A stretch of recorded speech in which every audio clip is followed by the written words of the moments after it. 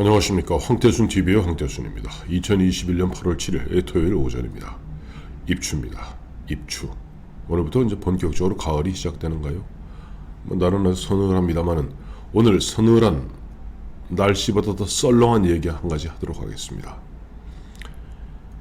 안민석 의원이라고 있습니다. 오선 의원인데 지금 이재명 캠프의 총괄 특보 단장이죠. 이 안민석 의원, 오선 의원입니다. 나이는 얼마 안 됐어요. 이 양반이 뜬금없이 어제 보면 뭐 김용민 TV인가 거기 나와서 드디어 이재명 지사에 대해서 아첨, 그것도 김용옥의 말을 빌어서 아첨하는데 저는 김용옥이 아첨한 것인지 아니면 안민석이 아첨하는 것인지 아니면은 지금 이재명이 여러 군데서 공격을 받고 있는 가운데 드디어는 야 이제 지사직 너 내려놓고 정정당당하게 뛰어야 될 것 아니냐.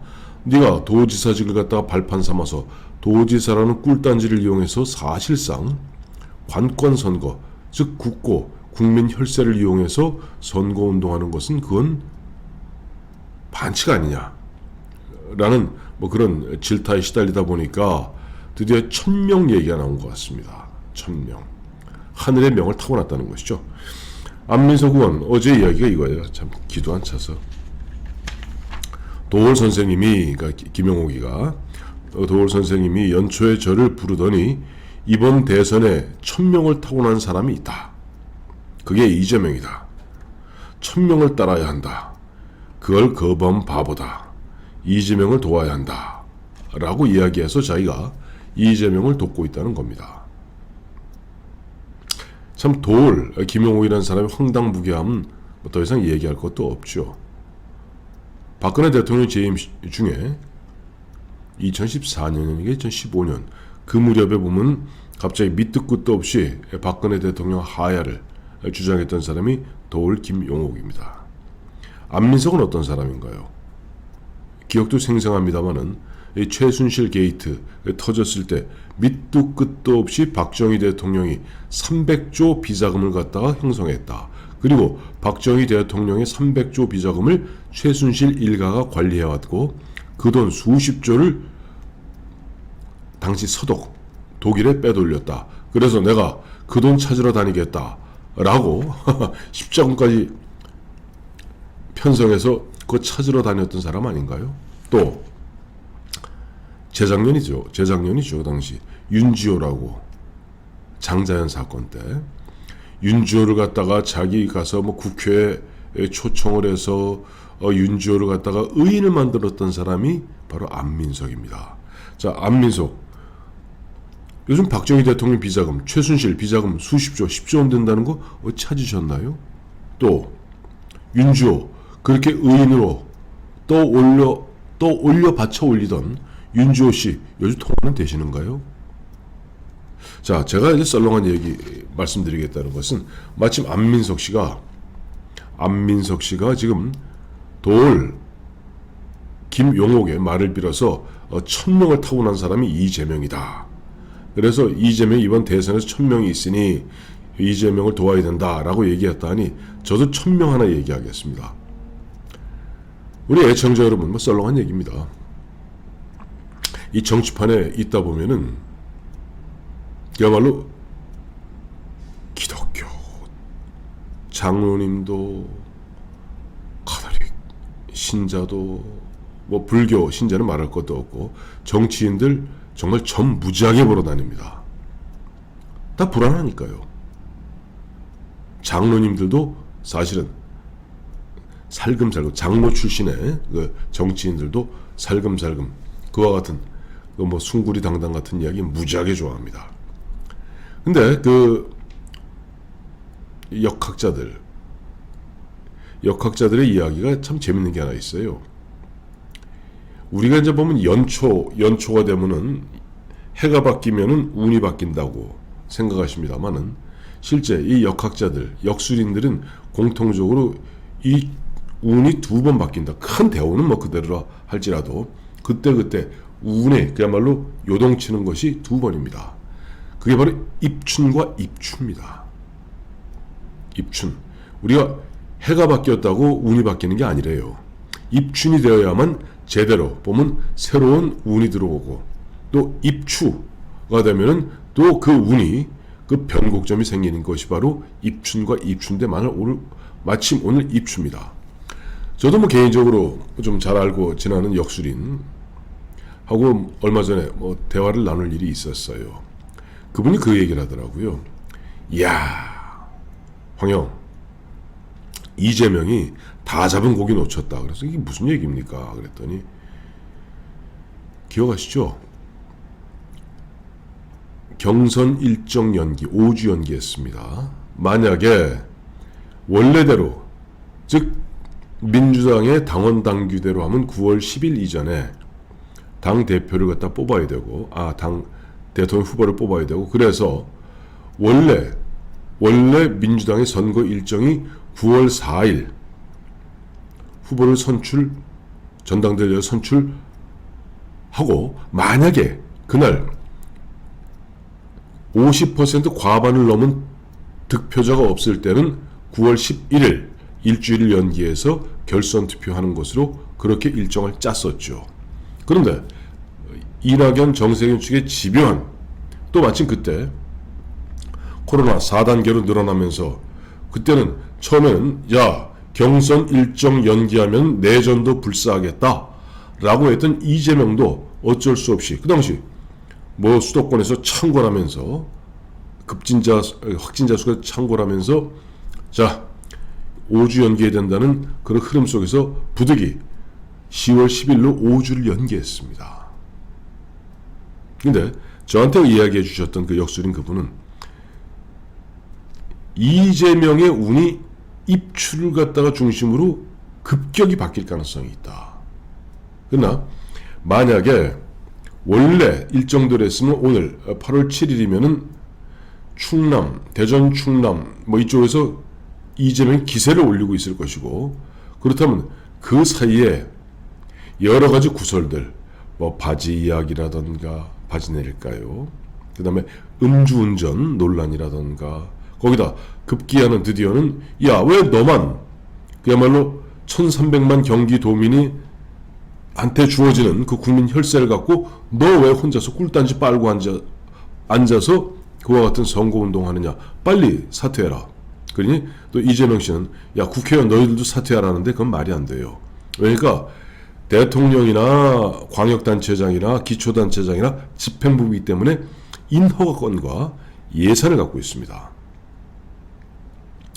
그러나 국회의원은 입법부이기 때문에 법을 만들 뿐이지 집행하지 않죠.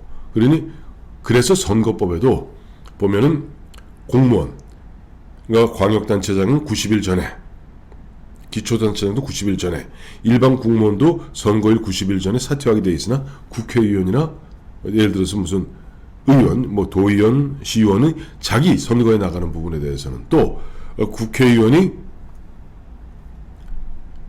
대통령 선거에 나가는 부분에 있어서는 사퇴하지 않아도 됩니다. 뭐 대표적으로 보기 문재인 씨 아니에요?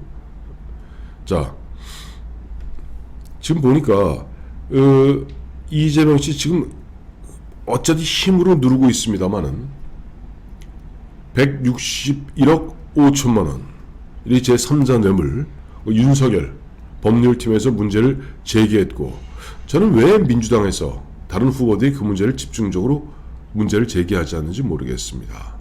왜냐하니까 그건 흔히 우리 선거판에서 이야기하는 것은 뭐냐면 아주 딱 떨어지는 그와 같은 혐의가 있을 때는 저 사람은 돼도 안 된다는 얘기를 하거든요. 설사 경선에서 당선되더라도 안 된다. 왜? 161억 5천만 원. 그 제3자 뇌물 혐의 지금 분당경찰서 또 경기남부경찰청 어떻게 뭐 힘으로 눌러갖고 지금 보면 유야 무야 지금 질질 끌고 있습니다만은 이게 간단한 문제가 아니거든요. 그래서 다시 돌아와서 저와 대화를 나눴던 그 역술인의 말대로 하면은 이재명 씨가 처음에 반대했던 그 경선 일정 연기, 그것을 5주 연기함으로써 결국 보면 스타트가 9월 4일부터 아니에요? 그 스타트가 9월 4일. 즉 오늘 8월 7일이니까 앞으로도 거의 한 달 가까이를 갖다가 사실은 봉투를 뜯기 전에 계속 끊임없는 난타전을 벌여야 됩니다. 저 입추가 이제 오늘 입추인데 이런 가운데 지금 보면 뭐 바지 문제, 김부선 씨 문제입니다. 바지 문제, 뭐 문제, 그다음에 성남 FC 그 제3자 뇌물 문제, 거기에다 이런 문제 등등등이 겹치는 가운데 계속 보면은 구설에 말리게 돼 있죠. 자, 마침 어제 보니까 어제 금요일 한국갤럽에서 보니 윤석열 뭐 다른 당입니다만 국민의힘 윤석열 후보의 지지율이 드디어 이제 보면 10대로 내려왔다, 19%로 내려왔다, 20이 깨졌다 라고 보면 특히 좌파 매체에서 난리가 났어요. 신났다고. 근데 저는 한번 보여드리겠습니다. 보여드릴게요. 이거 보시면은 참 재밌는 현상이 있습니다. 이제 이재명 씨가 작년 9월에 처음으로 20대를 갖다가 22%로 20대에 진입합니다. 그게 2020년 9월, 지난해 9월은 뭐니까 민주당에서 8.29 전당대회 통해서 이낙연 씨가 당 대표가 되고, 그 다음에 8월에 이재명 씨가 이른바 대법원에서 파악이 환송된 것이 그다음에 무죄로 확정되는 순간, 우리 저 김영환 의원 늘 이야기하는 대로 이른바 소극적 거짓말이다 해서 죄는 이 시대 처벌하지 아니한다, 뭐 이런 판결로서 어쨌든 구사 일생 벗어났으니 그것이 도리 이야기하는 천명인지 모르겠습니다만은 어쨌든 그 22%에 돌입한 이후에 지금까지 거의 1년 가까이 24, 25에서 맴돌 뿐입니다. 이른바 박스권에 갇힌 거죠. 이재명 씨는 거의 부침이 없어요. 부침이 없고, 모르겠습니다. 어떤 뭐 이재명에 대한 적극적 지지자들이 있어서 24에서 25를 유지한지 모르겠습니다만 이런 분위기임에도 불구하고 민주당의 시간임에도 불구하고 이재명의 지지율은 오르지 않습니다. 물론 저는 그래서 이제 윤석열이 뭐 한참 올라가다가 지금 19%로 떨어진 것에 주목하는 것이 아니라 이재명이 박스권에 갇혀서 꼼짝달싹도 못하고 있다 하는 부분에 저는 주목하고 있습니다. 자, 안민석 의원, 그리고 내가 보면 제가 가장 뭐랄까 좀 우습게 생각하는 사람이 이제 도울 김용옥인데 48년생이죠. 저보다 10살 많더라고요. 뭐 자기가 무슨 세상 도사이냐. 제가 봤을 때는 저 삼국지 연희에 나오는 예형 같은 인물에 불과할 뿐인데, 어쨌든 도울 김용옥이라는 사람이 보면 1000명을 타고났다 하는데 그 1000명을 타고났다는 것이 좋은 건 아닙니다. 저도 있다면서 그런 생각을 해요. 예를 들어서 이재명이 대통령이 될 수도 있습니다. 아니 문재인도 대통령 되는데 문재인이 뭐 정치 원래 할 생각이었겠습니까? 노무현이 수사받다가 노무현이 마누라 권양숙 뇌물수수죄 관련해서 수사받다가 흔한 이야기로 창피해서 극단적 선택하고, 그러다 보니까 그들이 어영부영 원래 그들은 2007년 대선 패배하면서 안희정 씨 이야기들을 패족 선언했던 사람들입니다. 이해찬 씨 그 당시 2008년 총선에 불출마할 정도로 패족 선언했던 사람들이 노무현의 그런 죽음, 극단적 선택으로 그들이 기사회생하는 그런 계기가 되었고, 그러다 보니까 노무현도 살아생전 평상시 문 실장 너는 정치하지 마라 라고 얘기했던 문재인이 어영부영 떠밀리다시피 해서 대통령이 되는 거예요. 1000명이죠. 근데 이른바 우리가 이런 게 있습니다. 1000명도 악명이 있고 순명이 있습니다. 노무현이 대통령이 된 1000명은 그야말로 흉명, 악명이죠. 4년 반 동안 좀 철저하게 나라 망치고 있지 않습니까?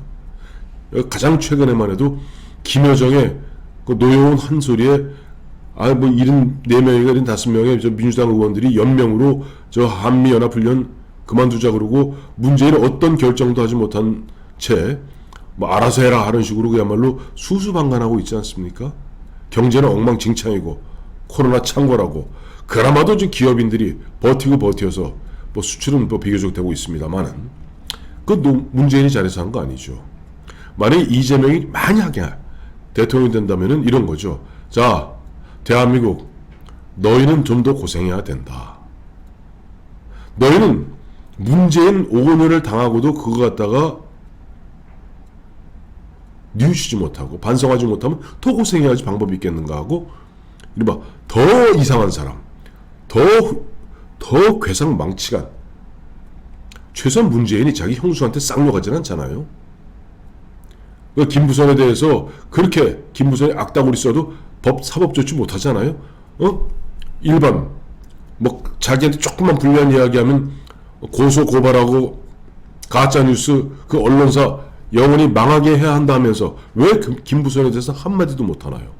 그것도 천명입니다. 자, 제가 삼국지연이 조금 전에 말씀드렸는데 후한이 망하려니까 동탁이란 자가 나오고 동탁이란 자가 나오니까 동탁이란 자가 여포한테 그 부하인 여포한테 이제